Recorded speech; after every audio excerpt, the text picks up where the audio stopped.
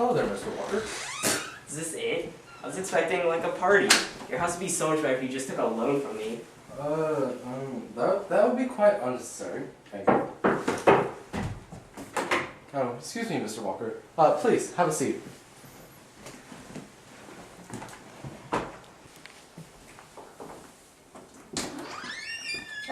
Welcome, Parson Hooper. Hello, old friend. It's always a pleasure to see you. No. The pleasure's all mine. Please, enter. Thank you. And forgive us our trespasses, as we forgive those who trespass against us. And lead us not to temptation, but...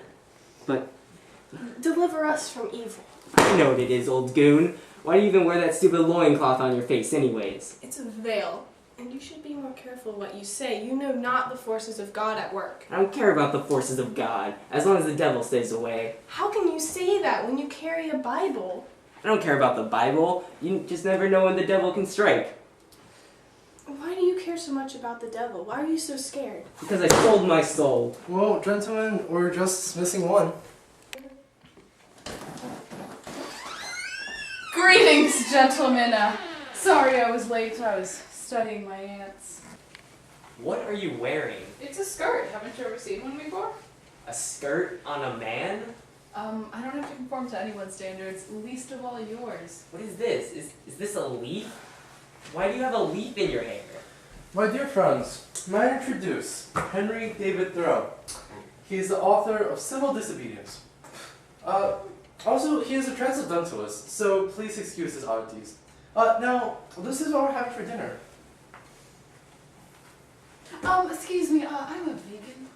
Don't worry about that. We have prepared leaves of grass for you. I'll call the servants. I shall return. Do any of us know what the stupid Captain Ahab's special is? Hey, sir! What is that on your face? What's that black thing on your face? My veil? You mean more like my life story. See, my life has been full of sorrow, but that's my God-chosen path, and I've reconciled myself to it. But it's still been very sad. You see, years ago, many years ago, I don't know how long, I took an oath to forever wear this veil between myself and the mortal world as a sign to everybody. But you see, people became afraid of me. My community, my parishioners, they would flee at the sight of me, even the children. And I mean, I was closer to God, and my words held more power. People had more faith in me. I became Father Hooper, but at the same time, I was closer to God, but farther from manhood. I had no happiness, no joy. My betrothed even left me. You see, my life has been very sorrowful, but the Lord giveth and he taketh away. Wait, you're a minister? Who'd want to hear you preach? I was a small Puritan village, Milford, over in Massachusetts Bay Colony. Did she say colony? Don't touch me. I don't care about this monster. Colony, though? What? That was years ago, during the colonial period. I'm very old, you see. Thoreau, very, very old. How is that possible? I think Dr. Heidegger would be better to explain that to you. My good friends. Excuse me, sir. Could you please explain to us the minister's age? I'm thoroughly confused. They forced it out of me, I'm sorry. Well, Mr. Thoreau, being a man of science, I often like conducting experiments. One time, I invited 4 friends of mine over for a little social experiment. Of these, we had Colonel Kilgrew, Widow Witchery. With the stories. Just tell us about the experiment. Very well, Mr. Walker. I obtained magical water from the Fountain of Youth. Oh, magical water. Is this a fairy tale? Now, this water would turn anyone who drank it back to their youth. However, everyone would repeat the bad habits from when they were young, and soon return back old again. Now, I repeated this experiment many times, and every single one of them has failed, except for the minister here. Because he has not repeated his bad habits from his youth, he has stayed young for all this time. Minister, how exactly does this work? Well, Let's being find out. No, it's not worth the difficulties. Why do you want to drink this elixir? My name is Edgar Allan Poe. My life has been full of tremendous woe. I lost my parents in my early years, and thus began my stream of tears. Then I married Virginia, my true love.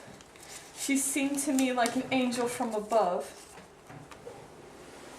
But soon she began to get sick, and her life was like a clock. Tick, tick, tick, tick, tick. Snap out of it. And so my lovely wife lived a very short life. In my heart, it just broke. I became quite a depressed bloke. I drank because I was sad, but people thought I'd gone mad. I began to write about death, unable to forget Virginia's last breath. So if I became young once more, I would be sad nevermore, and then I could escape this life, full of horror, death, and strife. That's the most pathetic story I've ever heard. Hush now, Walker. You poor soul. But if you find your faith in God, He will put your life on the right path. You think that was a sad story? Wait till you hear this tragic tale. I married an awful, awful woman. We hated each other so much. She'd always take my things and blame me for taking hers. Then, one day, whilst walking home through the swamp, I met the dark man. He made me a deal, but before I could think it over, my wife went and took it, and she died. So, the only good thing that came out of all this, other than that, was that I got all the money in the world. But I lost my soul in the process. Wait, so is that the reason that you carry around the Bible? Yeah, and it's the only reason I carry the Bible, just in case the devil comes around. How dare you blaspheme like that? That is not the purpose of the Bible. I can't take this. Well, after hearing your stories, perhaps I shall allow you to partake in my experiment.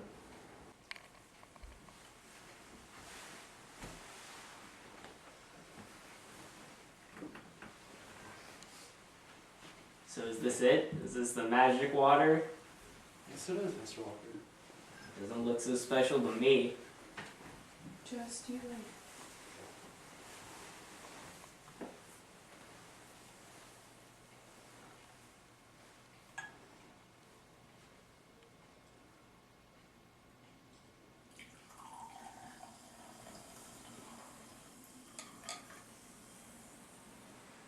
Mr. Thorpe? I only drink natural products. Wait, do I throw it out now?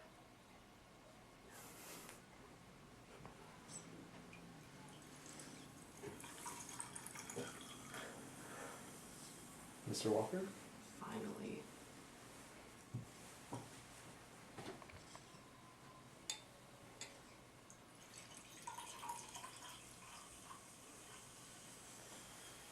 Minister. Thank you.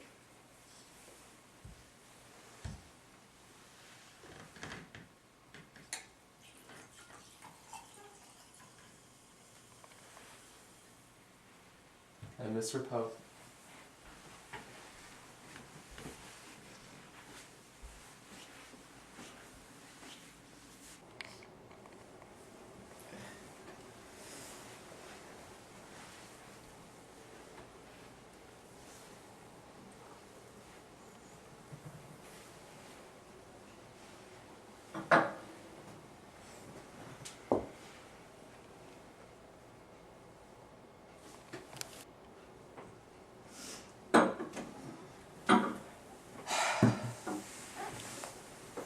Whoa!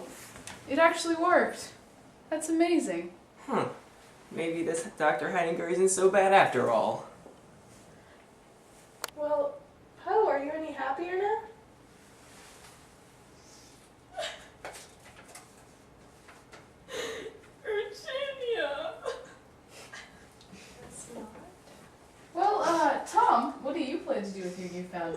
Well, in my youth, I don't need this anymore. And now, if I just increase my investments like 5%, people will still buy them. I'll just make so much money. Oh boy. What's his problem? Perhaps you all should leave now. I don't need this anymore.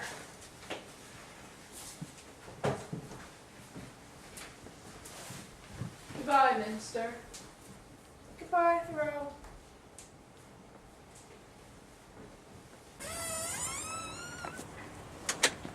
I hope he's not too angry at us. Who cares? We got what we wanted. So, Thoreau, you never told us your story. Oh, well, I went to jail for a night because I didn't pay my taxes for the Mexican War. I also lived by a lake, actually, for 2 years. It was Walden. I actually wrote a book on it. I don't have time for this. I'm gonna go make money.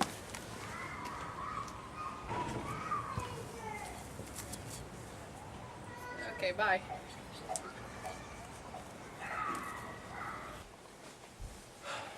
I knew this would happen. The definition of stupidity is when I do the same thing over again and expect different results. You're my only success, Minister. But yet again, dinner was never served. Indeed.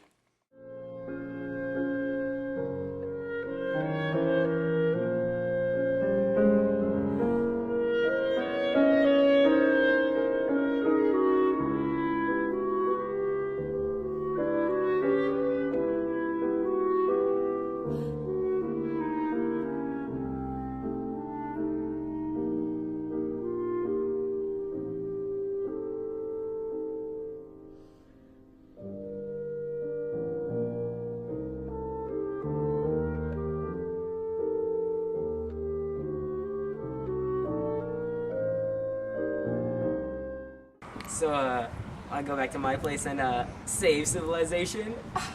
Go to hell. What? No, come back. Who are you? I have been waiting. No, my Bible. Where's my Bible? Where's my Bible?